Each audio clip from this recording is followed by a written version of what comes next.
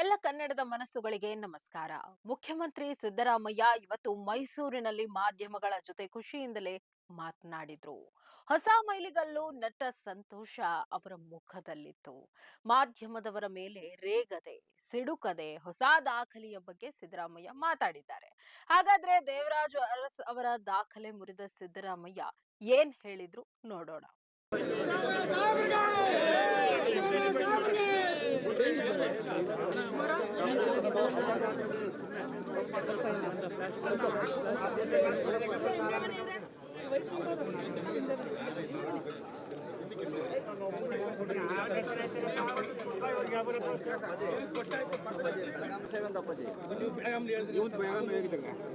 Commission phone ಮಾಡಿ ಹೇಳಿದ್ರಿ ಮತ್ತೆ ಶುರು ಮಾಡ್ರಿ.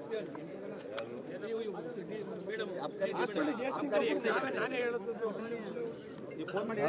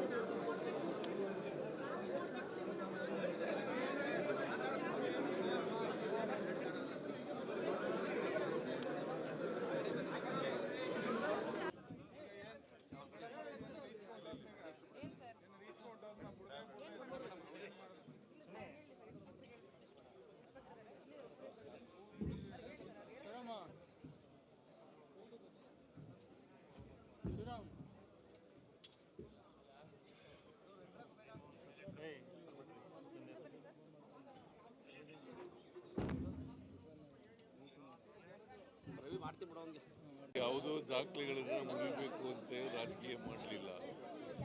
ಕಾಕ್ತಾಳೀಯ ಬಂದಿದೆ ಅಷ್ಟೇ. ಸೊ ದೇವರಾಜ್ ಅರಸರವರು ಎಷ್ಟು ವರ್ಷ ಮಾಡಿದ್ದಾರೆ, ಎಷ್ಟು ದಿನಗಳು ಮಾಡಿದ್ದಾರೆ ಅನ್ನೋದು ಗೊತ್ತಿರಲಿಲ್ಲ. ಇವತ್ತು ದೇವರಾಜ್ ಅರಸರವರ ಜನರ ಆಶೀರ್ವಾದದಿಂದ ಅದನ್ನು ಮುರಿತಕ್ಕಂಥ ಅವಕಾಶ ಸಿಕ್ಕಿದೆ. ನನಗೆ ಸಮ ಮಾಡ್ತಕ್ಕಂಥ ಅವಕಾಶ ಸಿಕ್ಕಿದೆ. ನಾಳೆ ಆದರೆ ಅದು ಬ್ರೇಕ್ ಆಗುತ್ತೆ, ಗೊತ್ತಿಲ್ಲ ನನಗೆ. ನಾಳೆ ಬ್ರೇಕ್ ಆಗುತ್ತೆ. ಇದು ಪರಿಪೂರ್ಣ ಅವಧಿ ಮುಗಿಸ್ಬಿಟ್ಟು ಮತ್ತೊಂದು ದೊಡ್ಡ ಇತಿಹಾಸ ಸೃಷ್ಟಿ ಮಾಡ್ತೀರಾ? ಇದು ಪರಿಪೂರ್ಣ ಅವಧಿ ಮುಗಿಸಿ ಇತಿಹಾಸ ಸೃಷ್ಟಿ ಮಾಡ್ತೀರಾ? ಅದು ಮತ್ತೆ ಅದು ಹೈಕಮಾಂಡ್ನವ್ರು ತೀರ್ಮಾನ ಮಾಡೋದು. ಹೈಕಮಾಂಡ್ನವ್ರು ಯಾವಾಗ ತೀರ್ಮಾನ ಮಾಡ್ತಾರೆ ಅಂತ ಗೊತ್ತಿಲ್ಲ.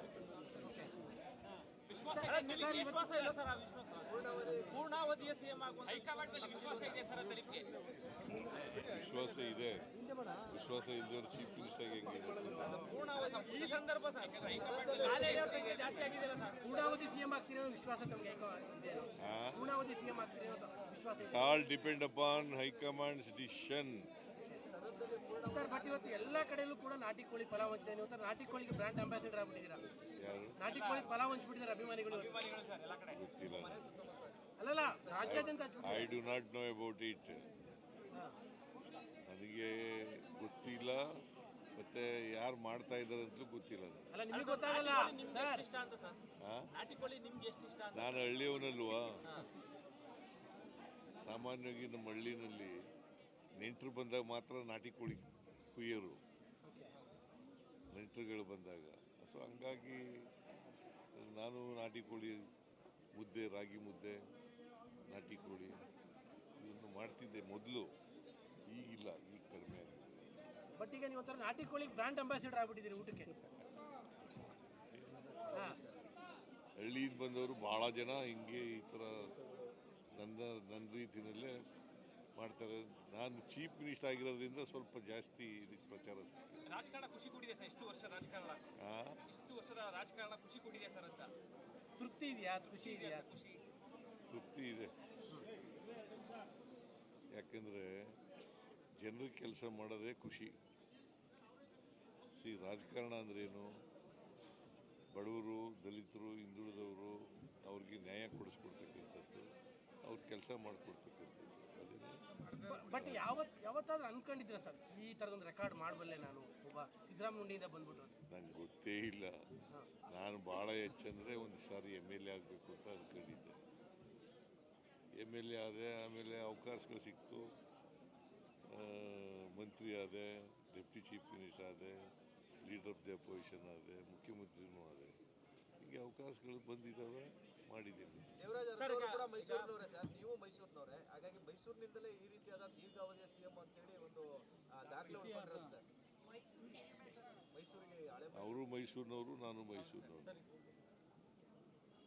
ಆದರೆ ಕಾಲ ಬೇರೆ ಬೇರೆ, ಕಾಲಘಟ್ಟ ಇದೆಯಲ್ಲ. ಅವರಿದ್ದಂಥ ಕಾಲ 72ರಿಂದ 80ರವರೆಗೆ ಇದ್ದರು ಅವರು. ನಾನು 2 ಟರ್ಮ್ ಇದ್ದೀನಿ, 83ರಿಂದ ಅಲ್ಲ 2013ರಿಂದ 18ರವರೆಗೆ, ಮತ್ತು 2023ರಿಂದ ಇಲ್ಲಿವರೆಗೆ ಇದ್ದೀನಿ. ಮುಂದೆ ಹೈಕಮಾಂಡ್ನವ್ರು ಏನು ತೀರ್ಮಾನ ಮಾಡ್ತಾರೆ ನೋಡ್ಕೊಂಡು. ಪ್ರಬಲ ಜಾತಿಗಳ ನಡುವಿನ ಇಷ್ಟೊಂದು ಪೈಪೋಟಿ ನಡುವೆ ಕುರುಬ ಸಮುದಾಯದಿಂದ ಬಂದ್ಬಿಟ್ಟು ಈ ಲೆವೆಲ್ಗೆ ಬರೋದು it is not A easy task. ಜನರ ಆಶೀರ್ವಾದ ಅಂತ ಹೇಳಿದ್ನಲ್ಲ. ಸರ್, ಈಗ ರಾಜಕಾರಣದ ಪ್ರಮುಖ ಘಟ್ಟದಲ್ಲಿದ್ದೀರಿ. ಜನಕ್ಕೆ ನಾನು ಇನ್ನೂ ಮಾಡಬೇಕು ಇಂಥದ್ದೊಂದು ಪ್ರಮುಖವಾದ ವಿಚಾರಗಳನ್ನ ಇಟ್ಕೊಂಡಿದ್ದೀನಿ. ನೋಡಪ್ಪ, ಸಮಾಜದಲ್ಲಿ ಇನ್ನೂ ಅಸಮಾನತೆ ಇದೆ.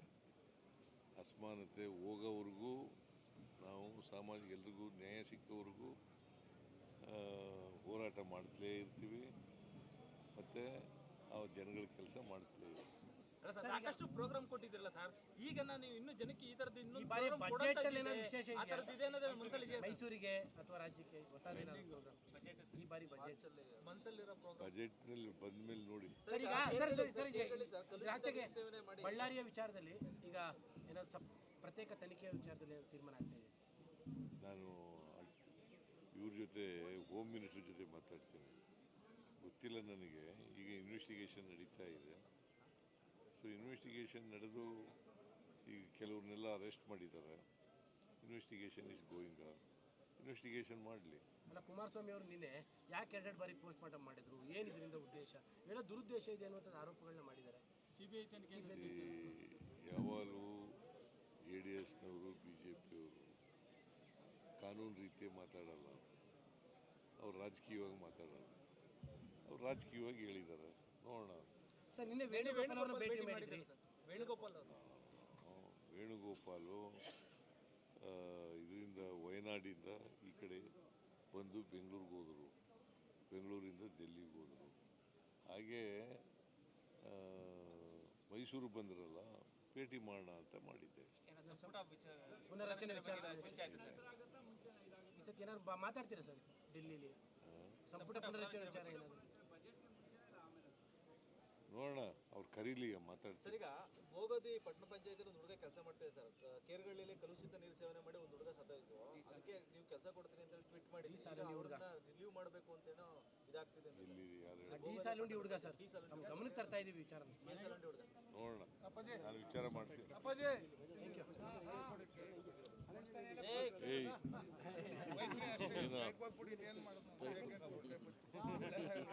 ಮುದ್ದುಂಡಿಯವನು. ರಾಜ್ಯದ ದೀರ್ಘಾವಧಿ ಮುಖ್ಯಮಂತ್ರಿ ಅನ್ನಿಸಿಕೊಂಡಿರುವ ಸಿದ್ದರಾಮಯ್ಯನವರ ಮುಂದಿನ ದಿನಗಳು ಹೇಗಿರುತ್ತೆ ಅನ್ನೋ ಕುತೂಹಲ ಇದ್ದೇ ಇದೆ.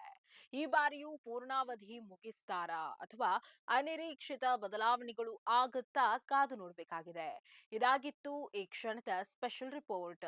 ನೈಜ ಹಾಗೂ ತಾಜಾ ಸುದ್ದಿ, ಪ್ರಾಮಾಣಿಕ ವರದಿ, ನಿಷ್ಠುರ ವಿಶ್ಲೇಷಣೆಗಳಿಗಾಗಿ ಸದಾ ಗಮನಿಸಿ ಬಿಬಿ ನ್ಯೂಸ್ ಕನ್ನಡ. ಇದು ಕನ್ನಡಿಗರ ಪ್ರತಿಧ್ವನಿ.